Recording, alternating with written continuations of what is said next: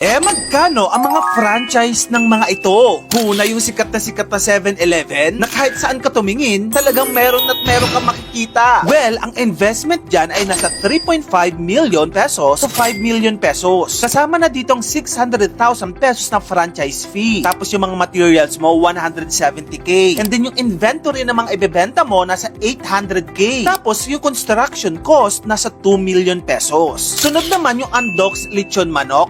Ano kaya yung franchise? Well, nasa 300,000 pesos kapag take-out store. Kapag with dining naman, 500,000. Pero kung estimated total investment ang pag-uusapan, magtabi ka na ng 2.5 million pesos to 10 million pesos. Ang term niyan, 3 to 5 years. Yan ay ayon sa franchisemarket.ph. Next naman yung Starbucks, ang may tuturing na pinakasikat na coffee shop sa buong Pilipinas. Na talaga namang napakarami lalo na sa mga syudad. Pero ang bad news, hindi open ang Starbucks for franchising. Dahil iisang kumpanya lamang ang pinayagan ng Starbucks na humawak ng license na gumawa ng mga stores dito sa Pilipinas. Ang kumpanyang iyon ay Rostan. At kung gusto mo rin magkaroon ng franchise ng Angel's Burger, pasensya na. Kasi hindi pa open for franchise ang burger chain na ito. Kaya lahat ng Angel stores na nakikita mo sa mga kalye at kanto, iisang pamilya ang may-ari niyan. Next naman, kung gusto mo naman ng Greenwich, well, maghanda ka na ng investment mo na nasa 20 to 25 million pesos. Granting na ang gusto mong ipatay yung Greenwich store ay nasa 180 to 200 square meter branch. Next naman yung Potato Corner. Nako, ang dami kong kakilala na talagang pangarap din magkaroon ng franchise ng Potato Corner. Magkano nga ba? Yung cost ng cart nila nasa 300 to 550,000 pesos. Kapag gusto mo naman ng store level, nasa 11 to 35 million pesos. Yan ay ayon mismo sa investguiding.com at franchise.ph. Next naman, kung gusto mo naman mag-franchise ng Chowking, ang estimated cost nito ay nasa 13 to 15 million pesos. Ang franchise fee nito, 2 million pesos. Tapos may royalty pa ang Jollibee Corporation na may-ari ng Chowking na 6%. So kung gusto mo ng Chinese-Filipino fusion, tapos guaranteed yung foot traffic ng customer na pupunta sa'yo, Chowking na ang para sa'yo. Next, yung Mang Inasal naman, na talagang never na flop at bentang-benta sa mga Pinoy. Dahil siguro yan sa kanilang sikat na Only Rice. Alam mo, sa totoo lang, never pa ako nakakita ng Mang Inasal na hindi puno. At kung gusto mong maranasan ang kita niyan, maghanda ka na ng investment mo na nasa 12 to 18 million pesos. At kung sa may prime spot ka magtatayo ng Mang Inasal, mas mahal. Abutin ng 30 million plus. Take note, ang return of investment ng Mang Inasal ay nasa around 4 years. Next naman, ang McDonald's Philippines, ang second largest fast food in the Philippines. Malaki-laki ang investment nito. Kailangan mong maghanda ng nasa 45 to 60 million pesos. Lalo na pag stand alone, McDo ang itatayo mo. Ang requirement para i-grant ka ng franchise, kailangan ang net worth mo ay at least 20 million plus. Ang ROI naman o return of investment ng McDo ay nasa 4 to 6 years. Depende pa rin yan sa performance at location mo. Lalong-lalo na ang McDo, global mega brand yan. But strict sa screening. Pero once pasok ka, long-term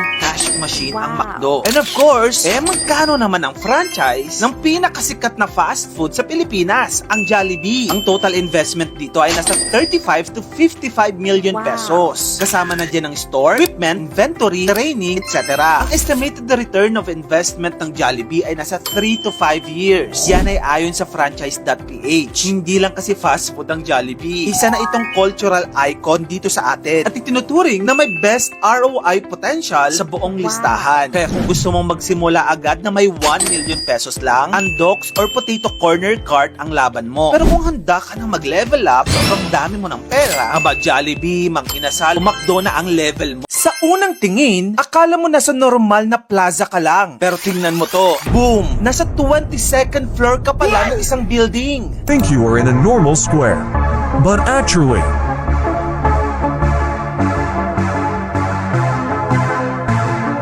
you are in the 22nd floor building.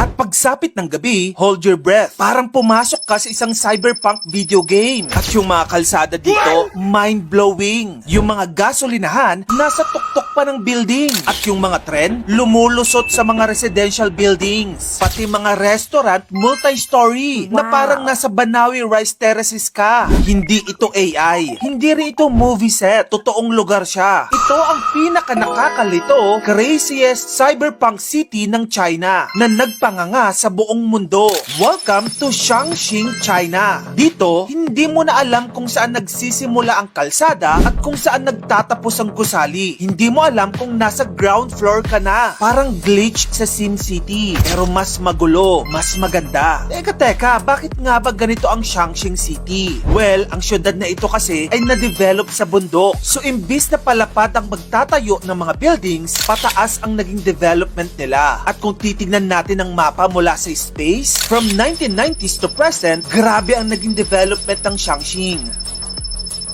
Mula nung 1990s na 2.5 million lang ang population nila, ngayon naging 32 million na. To give you a perspective, halos times 11 na yan ng population ng Quezon City. At dahil nga naging grabe ang development ng Changxing, imaginein mo to, yung isang building na may mall sa baba, train station sa gitna, at highway sa bubungan. Kaya kapag nakatayo ka sa isang parte ng Changxing, hindi mo talaga alam kung nasa pinakaibaba ka na. At ang pinaka-viral, may train sila, oo, literal na tren na dumadaan sa loob ng condominium. Hindi likuran ha, hindi likod. Sa gitna, as in dumadaan sa 6th floor ng building. Baka sabihin mo, paano yung mga residente dyan? Di ang ingay. Well, hindi. Alam mo kung bakit? Soundproof daw kasi yung unit ng tren na yon. At yung ibang mga tenant sa building, parang wala lang. Parang sinabi nila, dumaan lang yung tren sa sala namin, hindi ko napansin. Pero hindi pa yan ang lahat. Changxing has over 14,000 bridges. Parang Metro Manila lang kung sinapian ni Spider-Man. May mga overpass sa ibabaw ng overpass. Highways na parang nakalutang sa ulap. At kung gabi ka mag-drive, promise, parang cutscene yan sa cyberpunk video game. Lahat may LED glow. At parang may side mission kang kukunin habang papasok ka sa office. Pero hindi lang ito pa cool ha, hindi lang ito design. Dahil bundok nga ang lungsod, kinailangan nilang maging engineering monsters. Walang plano dito na flat subdivision lang. Ang mga urban planners nila parang naglalaro ng Minecraft habang naka-hyper-focus sa logistics. Ang resulta, isang lungsod na mukhang galing sa future pero nangyayari na ngayon. At eto pa ang mind-blowing. Kahit ganoon sila ka-futuristic, mas mura pa rin ang pamumuhay dito kesa sa Shanghai o Beijing.